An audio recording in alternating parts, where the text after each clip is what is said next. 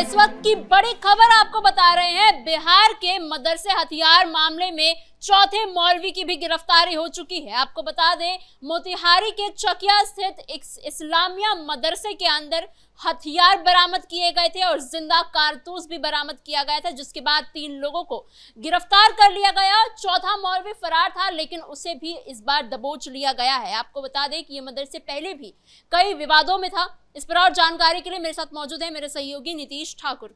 Sir, चौथे मौलवी को भी गिरफ्तार कर लिया गया है। देखिए, बिल्कुल अपने आप में ये बहुत बड़ी खबर है, क्योंकि ये कोई मामूली मदरसा नहीं है। ये मदरसा जो है, ये प्रॉपर तरीके से पीएफआई जो है, पीएफआई एक ऐसा संगठन जिसे भारत के अंदर बैन कर दिया गया, ये उस पीएफआई का बिहार के अंदर अड्डा बना हुआ था। यानी कि पीएफआई के किसी आतंकी को किसी स्टेट से किसी स्टेट में जाना है तो उसके लिए ये होटल रूम था, यहां पे आकर के स्टे कर सकता है। और उसके बाद से पीएफआई के एक बहुत बड़े सरगना को साल 2023 में यहां पर गिरफ्तार भी किया जा चुका है। और उसके बाद से इस मदरसे को लेकर के वहां के आसपास में रहने वाले जो मुसलमान हैं वो ये कह रहे हैं कि जब से ये मदरसा यहां पर है और जब से यहां पर वो आतंकी पकड़ा गया है, तब से हम लगातार परेशान हैं, क्योंकि इस मदरसे में कुछ ना कुछ इस प्रकार की गतिविधियां होती रहती है जो बहुत ही ज्यादा संवेदनशील है, जिसे देख करके हम आसपास के लोग, वहां के लोकल मुसलमान ये बात कह रहे हैं। लेकिन आप समझिए कि कल के दिन इसी मदरसे से छापेमारी होती है, एक पिस्टल बरामद होता है और जिंदा कारतूस का एक बड़ा ढेर बरामद होता है। उसके बाद से 3 मौलानाओं को गिरफ्तार किया जाता है,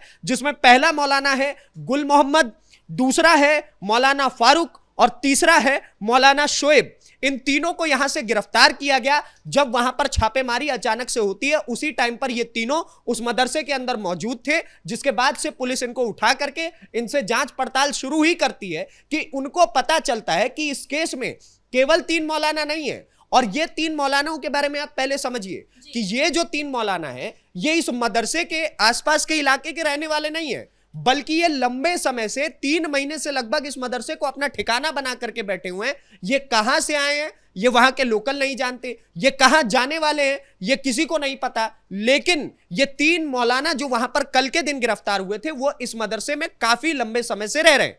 और उसके बाद आज एक चौथा मौलाना गिरफ्तार हुआ, जिसका नाम है मोहम्मद असगर। अब ये जो मौलाना है, इसको पहले तो कल ही गिरफ्तार हो जाना चाहिए था, अगर ये इतना ही अच्छा होता, क्योंकि मैं जानता हूं कि आज नहीं तो कल एआईएम के जो नेता है वो खड़े हो जाएंगे इसके लिए बैरिकेड बन के कि नहीं नहीं है, ये मौलानाओं को क्यों गिरफ्तार कर रहे हो, मदरसे के ऊपर ही क्यों कार्रवाई कर रहे हो। अब जहां पर जिंदा कारतूस और पिस्टल मिलेंगे, जहां पर पीएफआई का कनेक्शन मिलेगा, वहां पे गिरफ्तारी तो जायज है। और ऐसे में ये जो मौलाना असगर पकड़ा गया है, ये कल से फरार बताया जा रहा था। आसपास के इलाकों में कल से लगातार पुलिस की टीमें और एटीएस की टीमें ढूंढ रही थी कि भाई साहब ये है कहां। और उसके बाद से आज ये अचानक से सुबह सुबह गिरफ्तार होता है। और आप समझिए कि इस वक्त उत्तर प्रदेश के अंदर पहले तो आतंकियों का ढेर मिलना, उसके बाद नॉर्थ ईस्ट से लगभग 9 लोगों का गिरफ्तार होना, जिसमें से माफी चाहता हूं 8 लोगों का गिरफ्तार होना, जिसमें से 7 यूक्रेनी और 1 अमेरिकी नागरिक थे। और उसके बाद से नॉर्थ ईस्ट के ही ऊपर हमला करने की धमकी देना बांग्लादेश के द्वारा, कोलकाता के ऊपर धमकी देने का, जो हमला करने का धमकी देने की बात पाकिस्तान के द्वारा। तो कहीं ना कहीं ये जो नॉर्थ ईस्ट का रीजन है, इसके अंदर एक अलग प्रकार के आतंकवाद को फैलाने का प्रयास चल रहा है।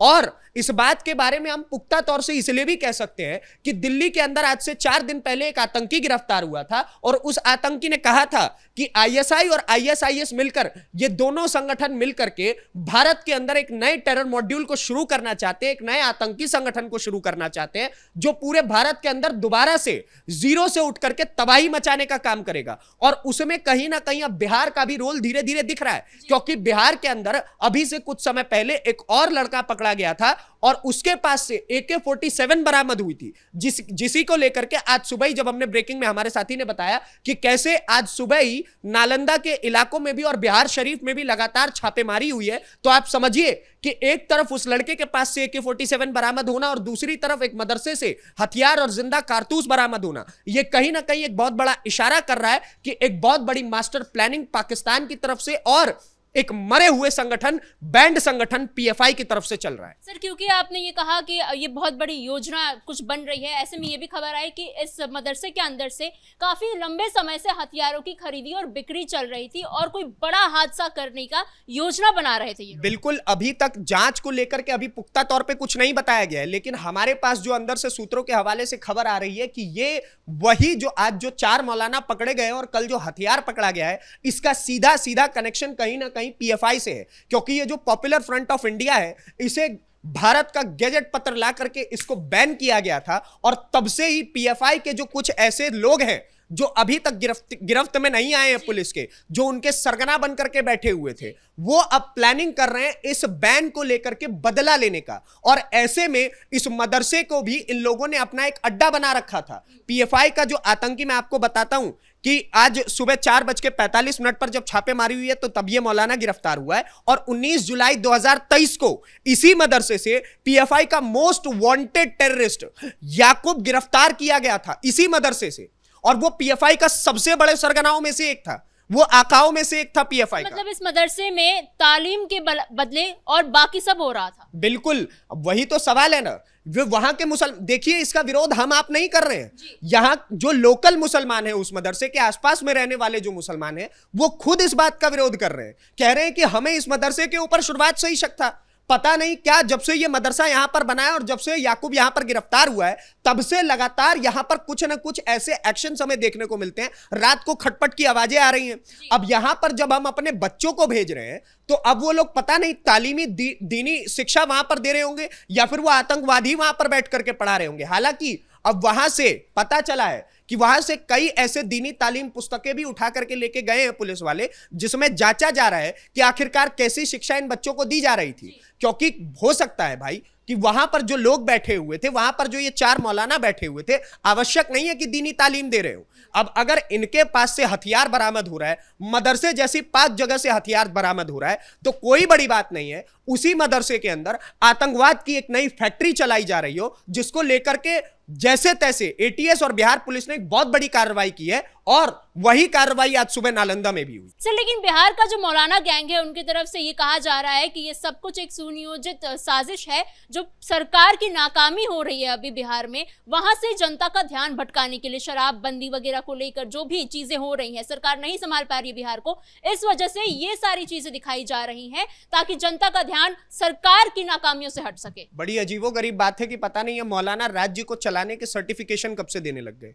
आज तक तो दीनी तालीम के लिए बने हुए थे, थोड़ी बहुत राजनीति में कूद गए थे जब से एआईएम बिहार के अंदर आकर के बैठा है। अब ऐसे में ये लोग राज्य को चलाने का सर्टिफिकेशन देने लग गए, ये बड़ी विचित्र बात है। और दूसरी तरफ बिहार किस तरीके से चल रहा है, नहीं चल रहा है, ये बिहार की जनता तय करेगी, बिहार के नेताओं के ऊपर आरोप लगाएगी।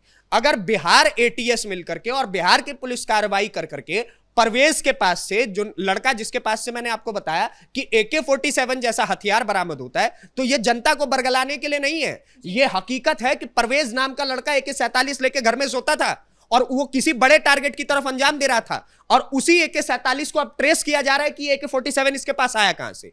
अब मौलाना अगर उस परवेज को बचाना चाहते हैं और भारत के अंदर आतंक फैलाना चाहते हैं तो बधाई हो, आप तो पहले ही विकृत मानसिकता में डूब चुके हैं। दूसरी तरफ इन 4 मौलानाओं के पास से जिंदा कारतूस मदरसे के अंदर से बरामद होना, क्या यह आपको विचित्र बात नहीं लगती है? जिस मदरसे में दीनी तालीम के पुस्तकें होनी चाहिए थी, जिस मदरसे में आपको बच्चे जाएंगे तो आपको पढ़ते हुए नजर आने चाहिए थे, उस मदरसे के अंदर आप अलमारी खोलते हैं और एक पिस्टल और वहां पर जिंदा कारतूस का एक ढेर बरामद होता है। अब मदरसे के अंदर ऐसी कौन सी सुरक्षा चाहिए थी जिस वजह से पिस्टल रखा हुआ था? सवाल है ना भाई कि आप वहां पर बताइए उस मदरसे में ऐसा क्या हो सकता था जिसलिए वहां पर पिस्टल रखा हुआ था, तो तब इन मौलानाओं की जबान चुप हो जाएगी। उस मदरसे के अंदर कैसी कैसी गतिविधियां पहले भी हो चुकी है, पॉपुलर फ्रंट ऑफ इंडिया का बड़ा आतंकी पहले भी मिल चुका है। ये मौलाना जाकर के नहीं बताएंगे स्टेजों पे कूद कूद करके, लेकिन अभी बताएंगे। क्यों? क्योंकि मौलानाओं की गिरफ्तारी हो रही है और ऐसे आतंकी प्रवृत्ति के मौलाना गिरफ्तार होने आवश्यक है, इनके ऊपर एटीएस की कार्रवाई होना आवश्यक है। देश की सुरक्षा सर्वप्रथम है। ये मौलाना अपनी दीनी तालीम जो जगह जगह जाकर के बांटते हैं, वो बांटने का काम करे, देश की आंतरिक सुरक्षा में हाथ डालने का और पैर अड़ाने का काम ना करे, वो ज्यादा बेहतर है। इन मौलानाओं के लिए बहुत बड़ी चेतावनी हो सकती है। जी सर, इन तमाम जानकारियों के लिए धन्यवाद। कुल मिलाकर बिहार में चकिया के इस इस्लामिया मदरसे से पिस्टल और जिंदा कारतूस बरामद किए गए हैं, जो कि काफी चिंताजनक है। और बिहार एटीएस और पुलिस मिलकर लगातार इस चीज की और सारे खुलासे करने की कोशिश कर रही हैं, परतें लगातार खोल रही हैं कि आगे और क्या कुछ जानकारी सामने आ सकती है। फिलहाल इस ब्रेकिंग में इतना ही। कैमरा पर्सन कुणाल के साथ मैं समीक्षा तिवारी, कैपिटल टीवी बिहार।